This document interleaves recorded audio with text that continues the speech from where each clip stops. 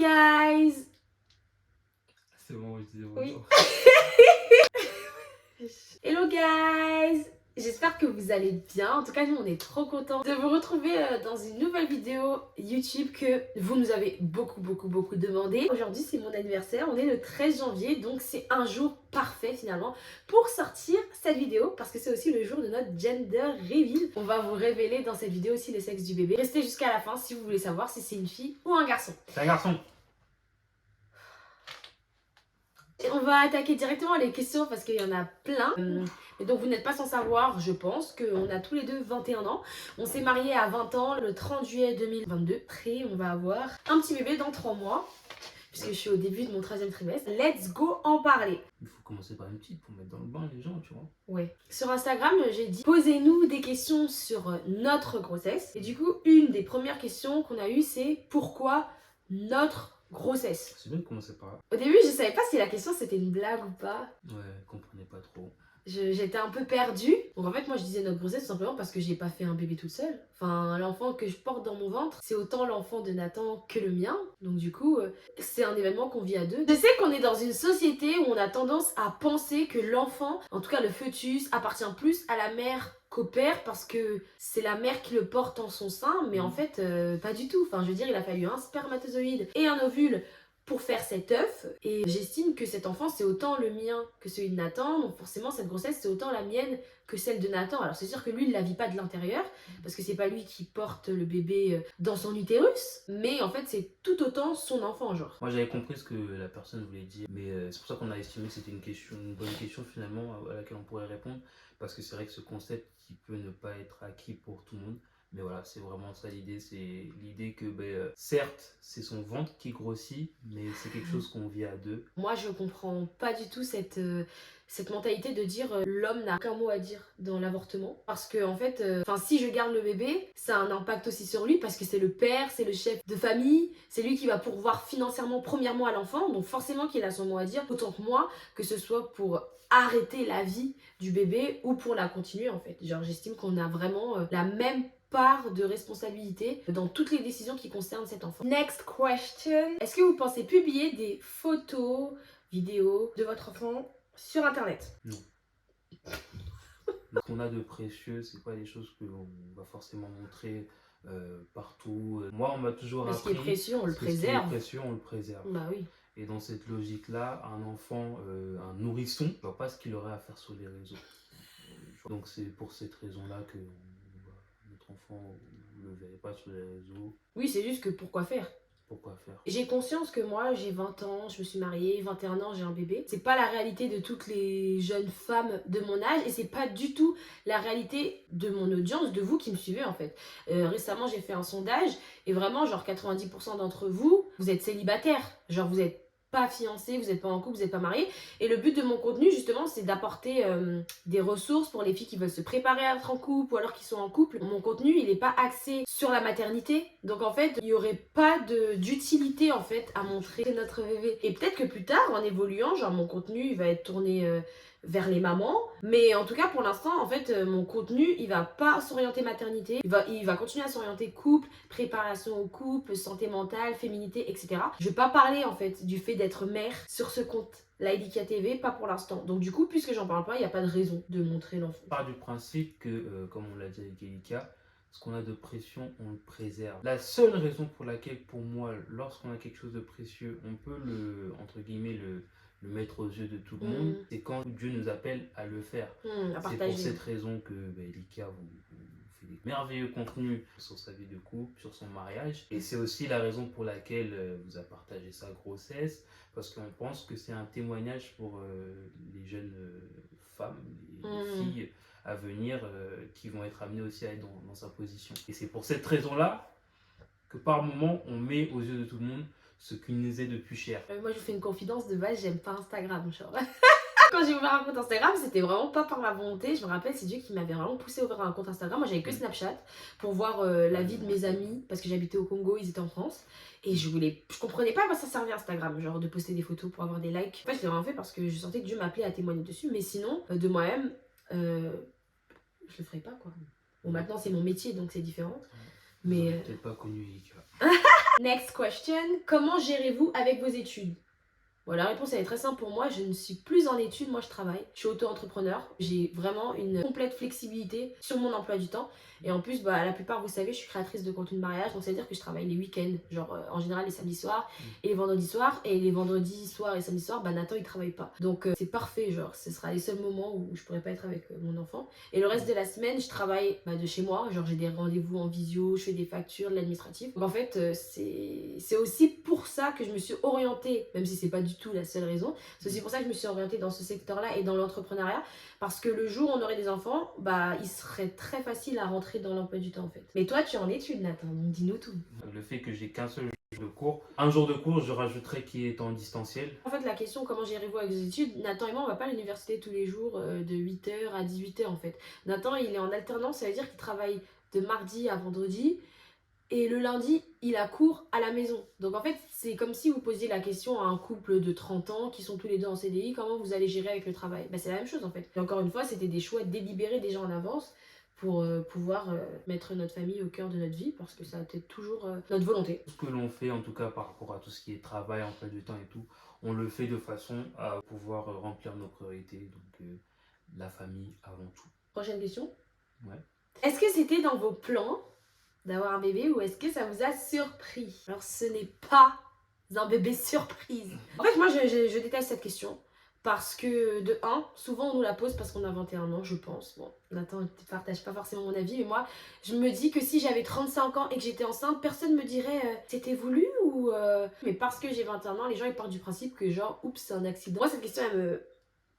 Voilà. La deuxième raison pour laquelle cette question m'énerve, c'est que si un jour mon enfant il tombe sur cette vidéo et que c'était un enfant surprise, genre il va regarder la vidéo, FAQ grossesse et tout, il est content, et puis là je vais répondre ah bah non, on voulait pas du tout d'enfant maintenant, ou On voulait pas vu. comme on n'est pas pour l'avortement, on a continué la grossesse, mais en vrai de vrai on s'y attendait pas, mais vous vous rendez compte de la dinguerie, genre l'enfant il va voir la vidéo et il va se dire ah ouais en fait j'étais pas voulu quoi. En tous les cas les enfants même s'ils sont pas voulus par les parents, ça arrive, ils sont toujours voulus par Dieu.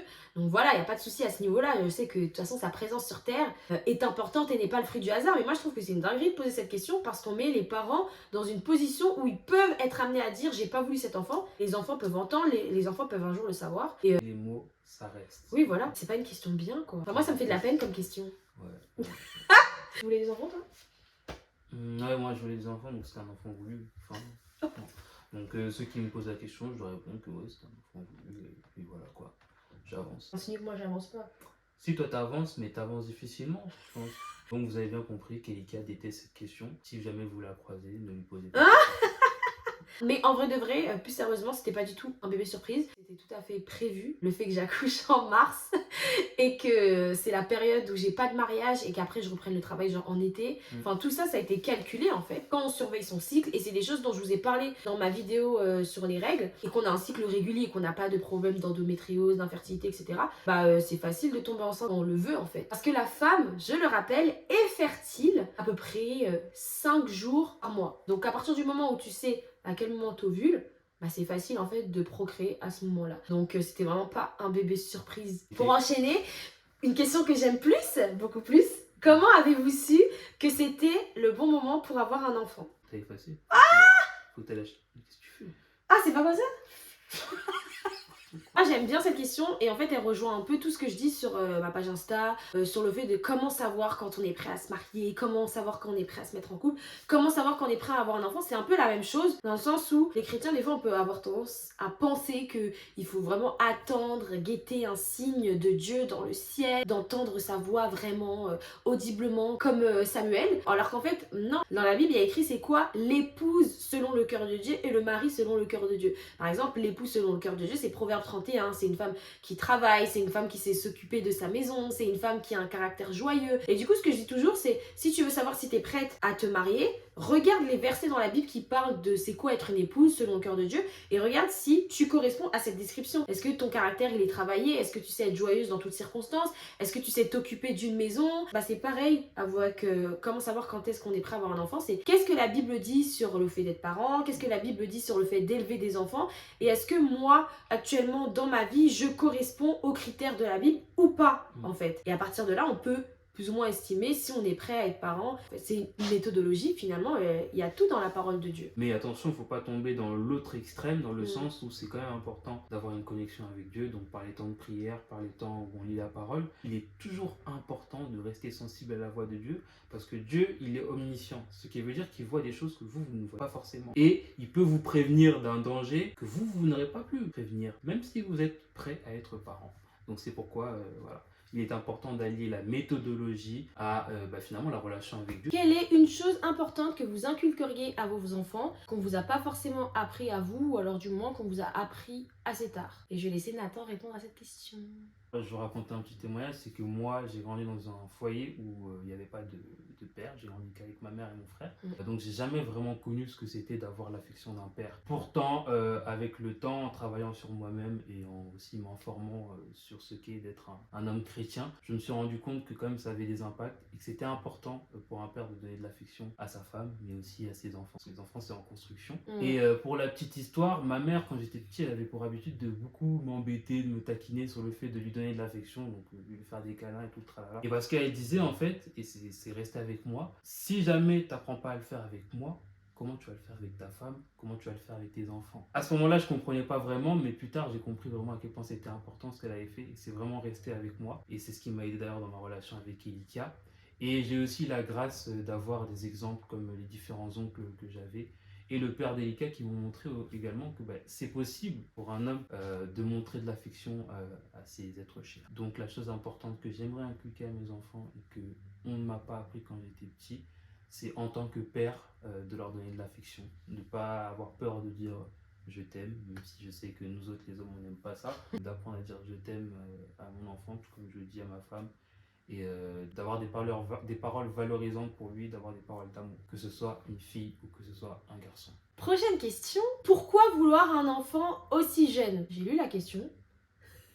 Ça fait partie des questions qu'elle n'a pas compris. J'ai pas compris. Qu'est-ce que ça veut dire aussi jeune? Jeune d'après qui? Jeune d'après quoi? J'imagine que la personne qui a posé ces questions, pourquoi vouloir un enfant aussi jeune, elle disait jeune par rapport à la société. Mais pourquoi en fait je devrais faire un enfant en fonction des critères de la société? C'est ça que je comprends pas. Enfin, je vais dire déjà, je me suis mariée à 20 ans, on s'est marié à 20 ans. Dans notre société actuelle française, l'âge moyen du mariage pour les femmes, c'est 37 ans. Moi, je me suis mariée à 20 ans. Mais l'âge moyen du premier enfant en France, c'est 30 ans, 30,2 ans. Donc, si je résume bien, l'âge moyen du mariage en France, c'est 37 ans. Mais l'âge moyen du premier enfant, c'est 30 ans. Ça veut dire que d'après la société, si je devais me conformer aux normes de la société française, il faudrait que j'ai un enfant avant de me marier. Avoir un enfant hors mariage, c'est pas ce que la Bible recommande en fait. La Bible elle dit clairement que dans l'ordre c'est d'abord le mariage et ensuite les enfants,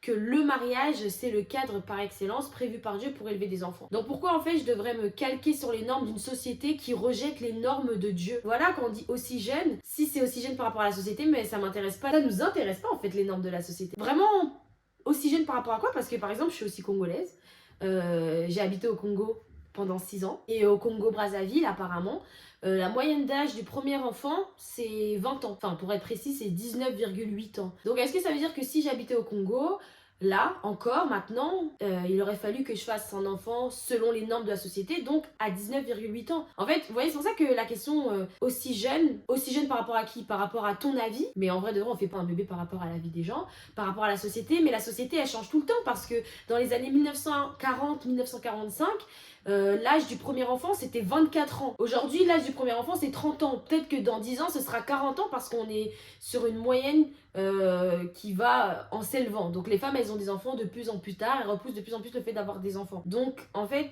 aussi jeune par rapport à quoi en fait? Et ça finalement ma réponse. Pensez-vous que l'arrivée de bébé va changer votre relation en bien ou en mal ou pas du tout? Je commence, tu commences? Comme tu veux. Forcément que oui.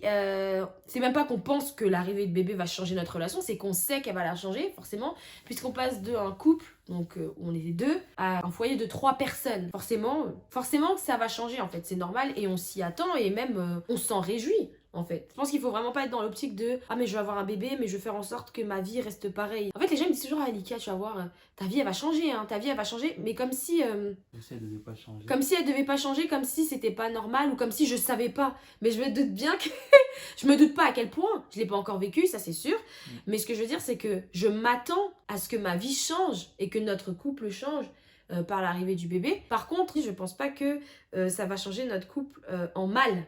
Je pense que ça va le rendre différent, qu'il va y avoir des adaptations à faire et que ce sera pas facile. Tout comme passer de célibataire à marié, c'est pas facile. Mais ça veut pas dire que c'est mal. Et il y avait une question qui ressemblait un peu, mais je sais que Nathan il avait une réponse différente un peu de la mienne. N'avez-vous pas peur que la venue d'un bébé chamboule l'harmonie de votre couple? Il faut savoir que moi, le mariage en général, je vois ça comme un challenge, une sorte de compétition. Et vraiment, je peux vous dire, donc, mariez-vous. Parce que en vrai, depuis que je suis marié, j'apprécie vraiment le fait de découvrir tous les aspects qui concernent le mariage. Les aspects qu'on a vus, comme on vous le dit souvent avec Erika, on savait, on s'est informé sur le mariage, donc on savait les challenges qui nous attendaient.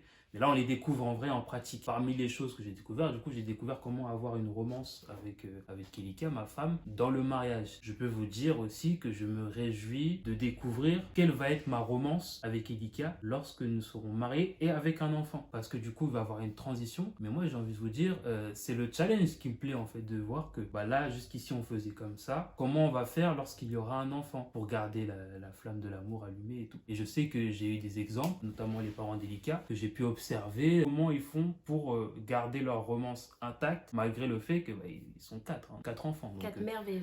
C'est pas forcément le plus simple, mais je peux vous dire qu'ils ont réussi et je peux vous dire que c'est beau à voir et ça m'a beaucoup inspiré et ça m'a beaucoup donné envie. Bah écoutez, c'est mignon comme réponse. Je vais juste rebondir sur ce que Nathan il a dit parce que je pense que c'est une fille. Bah oui, c'est une fille qui a posé une question et qui a dit moi j'aurais attendu jusqu'à mes 27 ans histoire de bien profiter avec mon mec. Et je trouve que déjà c'est triste cette pensée que quand on a un enfant maintenant ça gâche finalement la joie, l'amour, la relation avec son mec pour reprendre ses termes. C'est triste en fait parce que c'est vraiment, même si c'est pas forcément ce que la personne a voulu dire dans sa question à elle, de manière générale dans la société on voit vraiment aujourd'hui les enfants comme un poids. Et d'ailleurs ça ce sera le thème d'une autre vidéo, mais il faut vraiment faire attention à toujours avoir la vision de Dieu sur les enfants et pas la vision du monde sur les enfants, parce que vraiment ce que la Bible, la parole de Dieu dit sur le fait d'avoir des enfants et ce que le monde, la société actuelle dit sur le fait d'avoir des enfants, c'est pas du tout la même chose. Et dans la société actuelle, on est dans une mentalité où on repousse de plus en plus le fait d'avoir des enfants. Il faut faire le plus de choses possible avant d'avoir des enfants, parce qu'une fois qu'on a des enfants, entre guillemets, la vie elle est finie et c'est beaucoup plus un fardeau, etc. Alors que la Bible, elle encourage même avoir des enfants dans sa jeunesse. Je tiens quand même à le dire que la Bible a dit que les enfants qu'on a dans sa jeunesse sont comme une flèche dans un carquois, etc. Enfin, la Bible, elle encourage à avoir des enfants. Elle dit que les enfants, c'est une bénédiction. Il n'y a pas un verset dans la Bible qui dit que avoir un enfant, en fait, c'est un fardeau, c'est un poids, c'est embêtant et ça empêche d'avoir un mariage fructueux. Souvent, ça va ensemble, en fait, dans la Bible, les versets sur le couple marié et les enfants. Donc on voit pas du tout une opposition entre le fait d'avoir des enfants et le fait d'avoir un beau mariage. Notre mentalité, c'est pas du tout de se dire une fois qu'on aura des enfants, ça va un peu gâcher notre mariage. Genre certes, ça va être différent. On le dit, mais on se rend pas compte à quel point ça va être différent. On le verra seulement quand le bébé il sera là. Mais cependant, en fait, nous, on voit ça, comme Nathan a dit, comme une occasion d'apprendre à s'aimer encore mieux et de s'aimer encore différemment, genre d'apprendre à s'aimer toujours plus, parce que le but, c'est d'apprendre à toujours s'aimer plus, se connaître plus avec un enfant. Donc en fait, c'est trop bien, parce que du coup, on va devoir redoubler d'efforts pour apprendre à s'aimer encore mieux. Et je me dis, finalement, quand on n'est que deux, entre guillemets, c'est facile, en fait, de s'aimer. Entre guillemets, là, quand il n'y a que Nathan, c'est facile de concentrer tout mon amour, toute mon affection, toute mon attention sur lui parce qu'on est nous deux en fait. Donc oui, je profite, mais c'est simple, en vrai de vrai.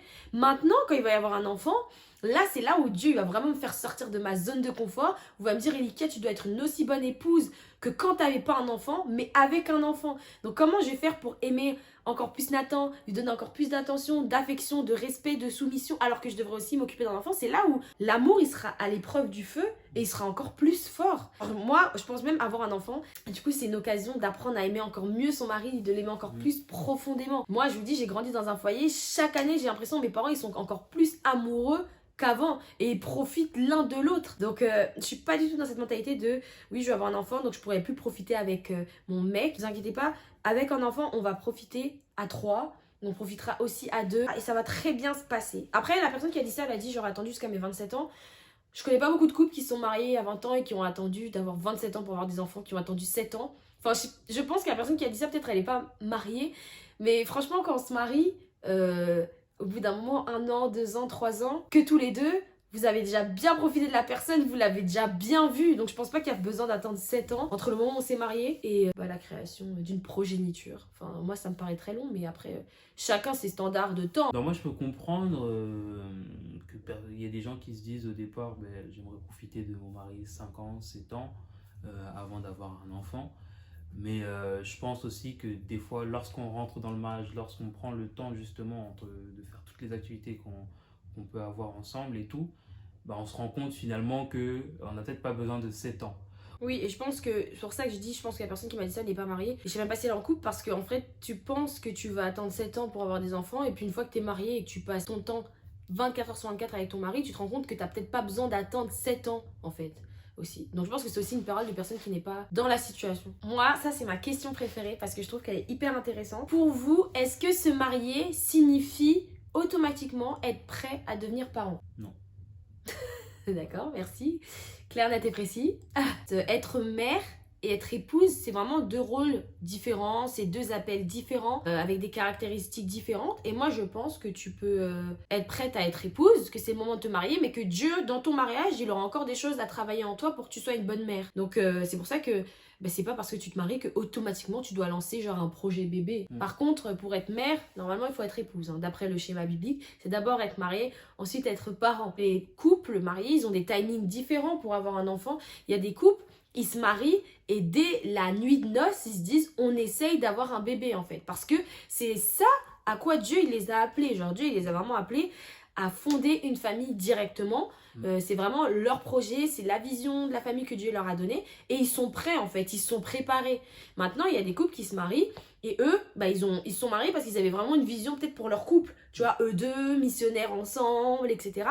Mais la vision pour la famille, elle n'est pas encore forcément complètement développée et c'est ok. Et du coup, ces gens-là, ils vont pas chercher à faire des enfants tout de suite.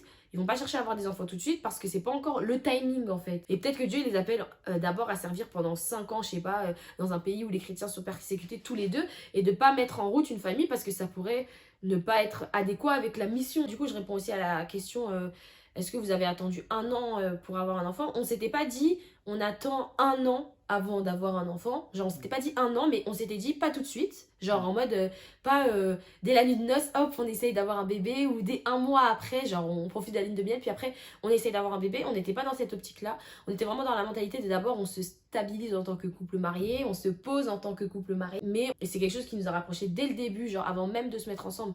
C'est quelque chose dont on avait parlé, le fait de fonder une famille, pourquoi fonder une famille, etc.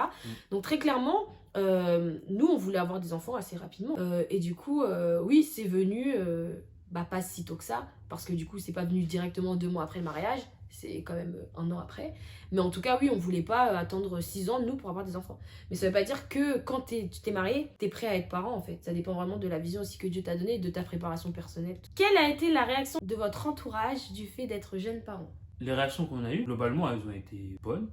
Oui. Très bonne même. Il y a personne qui était pas content. Ouais, j'ai pas d'exemple de personne qui a boudé. T'imagines?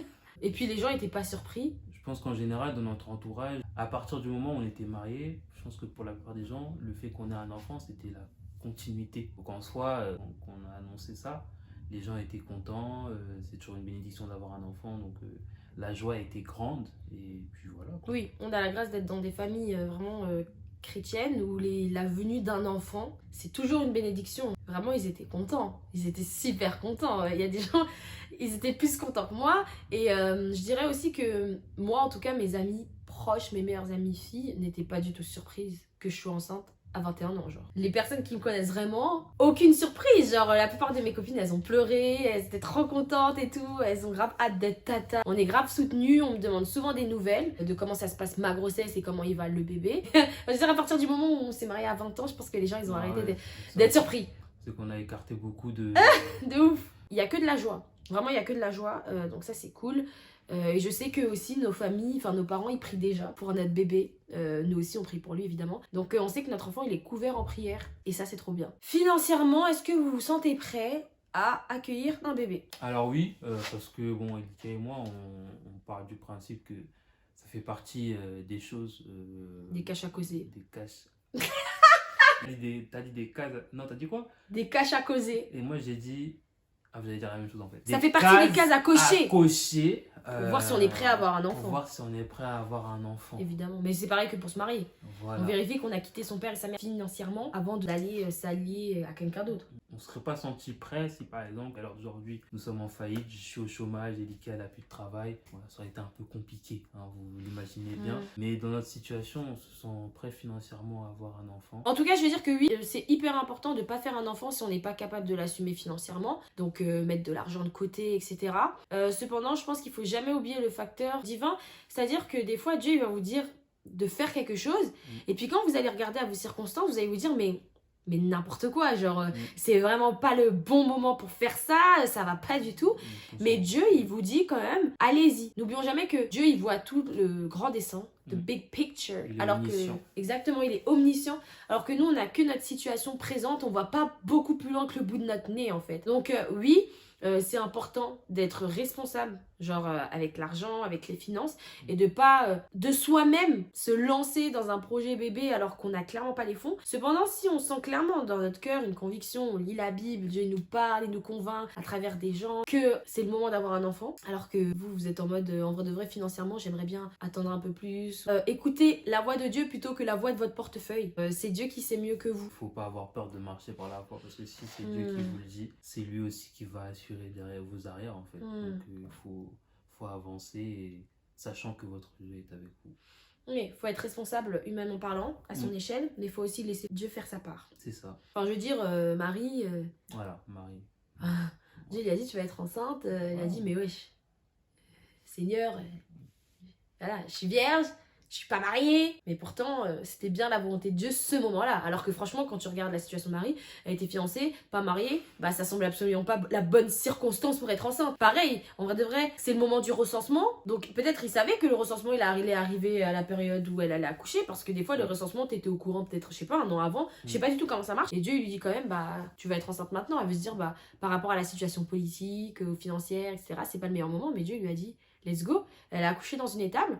Et là, les gens, ils auraient pu dire, bah tu vois, t'accouches dans une étape, t'aurais pas dû faire un enfant maintenant, en fait. C'est vraiment pas les bonnes circonstances pour accueillir un bébé, mais en fait, non, c'était exactement le plan de Dieu. Nous, notre plan idéal, c'est pas forcément le plan idéal de Dieu, en fait. Peut-être que vous allez accoucher dans une clinique 5 étoiles, mais que Dieu veut vous faire accoucher dans une étable, et c'est pas parce que vous accouchez dans une étable que c'était pas le plan de Dieu. Dernière question, je pense que la vidéo elle est super longue. Quel type d'éducation allez-vous donner à votre enfant? C'était un peu une mode il y a quelques années de dire... ah non mais mon enfant moi je vais l'élever dans aucune religion et je vais lui laisser le choix. On n'est pas dans ça du tout. La Bible a dit très clairement, élevez vos enfants dans les voies du Seigneur. Donc c'est exactement ce qu'on va faire. Il y a beaucoup de versets qui disent que en fait notre travail aussi de chrétien c'est de transmettre la parole de Dieu de génération en génération. Le meilleur cadre pour le faire c'est aussi la famille quand on a des enfants et qu'on est marié. Mais je veux dire que c'est le cadre privilégié. Tu as des enfants tous les jours avec toi, tu peux vraiment leur inculquer quotidiennement la parole de Dieu, ses préceptes, etc. Donc forcément c'est un commandement auquel on peut parfaitement répondre. Le fait de transmettre la parole de Dieu de génération en génération dans la famille. Pour nous, notre vision, c'est qu'absolument, l'éducation des enfants, c'est un champ de préparation pour des disciples de Christ, en fait. Pour le coup, ça, c'est la question pas que je n'ai pas compris, mais la question que je me suis demandé, est-ce qu'on est bien en train de répondre à la question? Parce que bon, normalement, vous savez qu'Elika et moi, on est un couple chrétien, donc forcément, pour moi, parce qu'on est dans les modes bizarres dont tu as parlé, on a donné une éducation chrétienne à nos enfants. Mais oui, très clairement, l'objectif, c'est que nos enfants soient vraiment des disciples de Christ.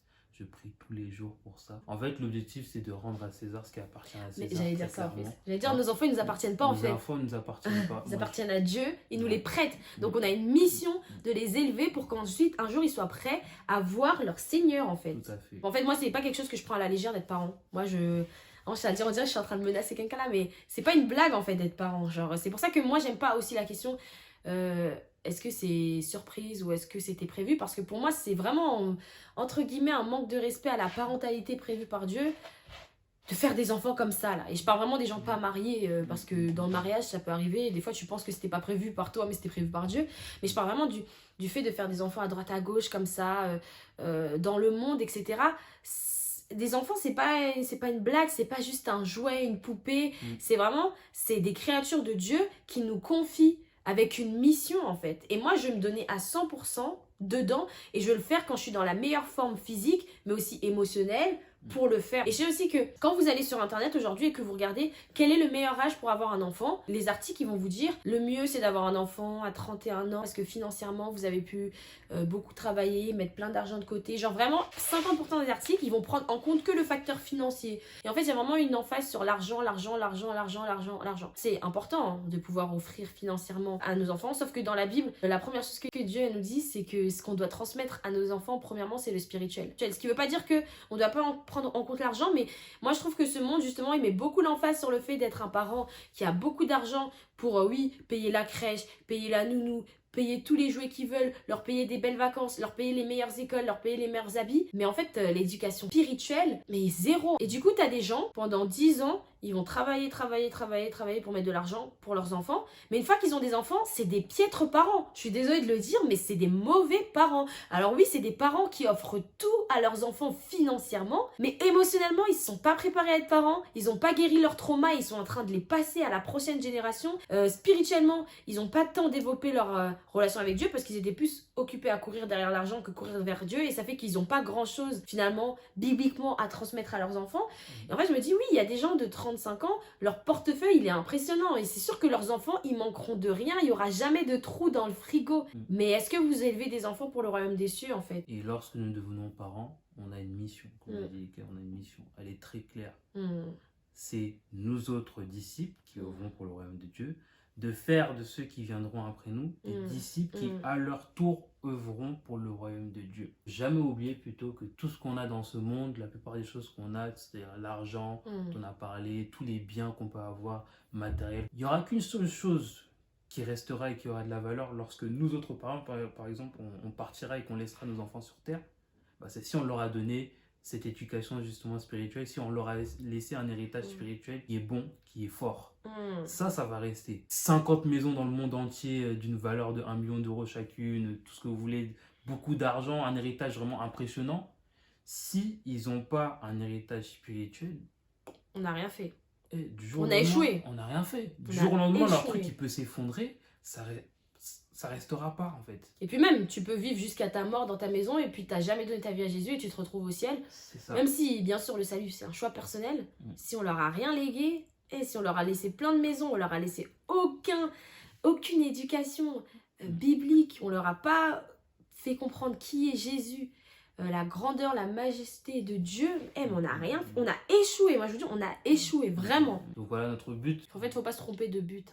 Le but, c'est le ciel, c'est pas les richesses matérielles. On est vraiment passagers sur cette terre. Et le but, c'est de faire comprendre à nos enfants que...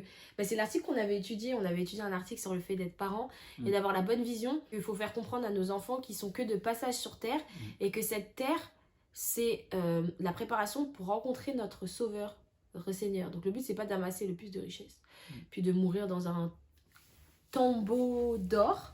Le but, c'est d'être prêt à rencontrer Jésus quand il reviendra, en fait. Eh bien, écoutez, merci beaucoup pour toutes ces questions. J'espère que ça vous aura édifié, ça aura satisfait aussi votre curiosité. Je pense que je ferai une autre vidéo FAQ grossesse, juste pour des questions qui me concernent plus moi, parce qu'on m'a plus posé des questions sur l'accouchement, la péridurale, la maternité, les symptômes, etc. Et j'aimerais bien en parler d'un point de vue aussi chrétien, biblique, etc. Mais c'est pas forcément des questions qui concernent Nathan et moi. Donc du coup, je trouve que ce serait plus intéressant d'en faire une vidéo spécialement FAQ grossesse pour les filles. Donc si vos questions n'ont pas été répondues là, vous inquiétez pas, ça veut dire qu'elles seront dans l'autre partie de la FAQ. Et voilà, merci beaucoup d'avoir regardé cette vidéo jusqu'au bout. J'espère que vous avez bien aimé. Et écoutez, on se retrouve sur Instagram